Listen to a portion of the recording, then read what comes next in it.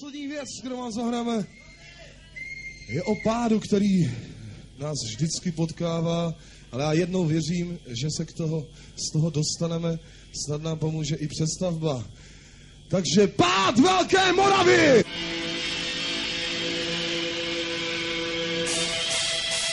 Kroniky mlčí o zániku říše, snad teď povíme o něco víc. Něco jsou dohady, něco jsou fakta, byla to hrůza, po ní už nic. Zbídně Vratislav uznali Arnofa, uznali na vládu, prodali nás. Snáší se Františky, Zublaň a Příčí, přichází pohroma zmatený čas. Poslední zpráva o Moravě sní, těžký rok 906. Znamený národ byl rozmeten v mrak, drtí nás cizáků věst. Příští se na části není to sen, neslovnost přináší pád. Svou vlastní blbostí ztrácíme zem, Hradiště mohla tu stát. Končí říše nesmírná, končí hrdý stát.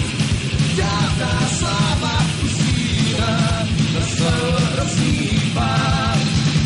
Končí říše nesmírná, končí hrdý stát. Dávná sláva usíná, nastal hrozný pád.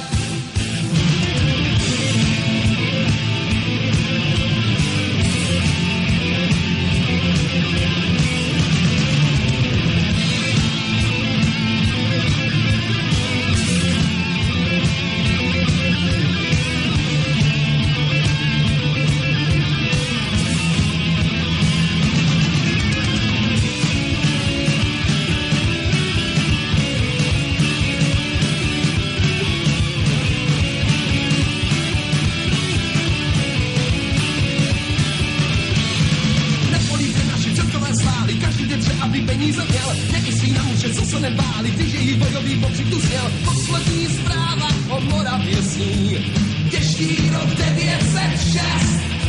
Znamený národ byl rozmeten v mrak, drtí nás cizáků věst. Příští se na části, není to sen, neslovnost přináší pád. Svou vlastní blbostí ztrácíme zem, Hradiště mohla tu stát. Končí říše nesmírná, končí hrdý stát.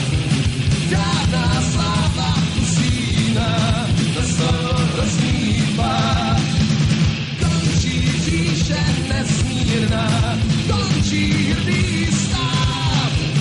Dávná sláva usíná, nastal hrozný pád. Staroslavný Velehrad ostatní hrady lehly popelem. A marně se táže nekronik, kdy a jak se tyto hrůzy seběhly.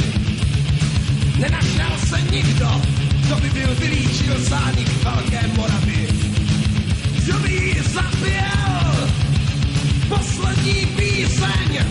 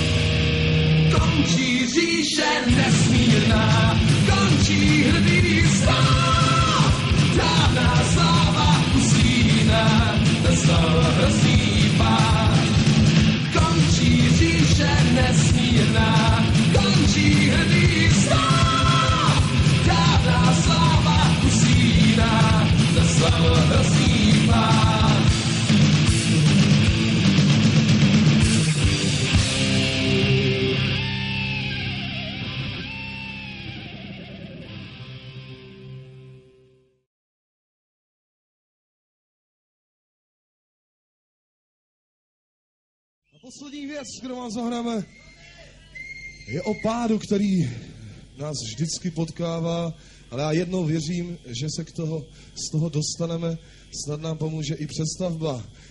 Takže pád Velké Moravy!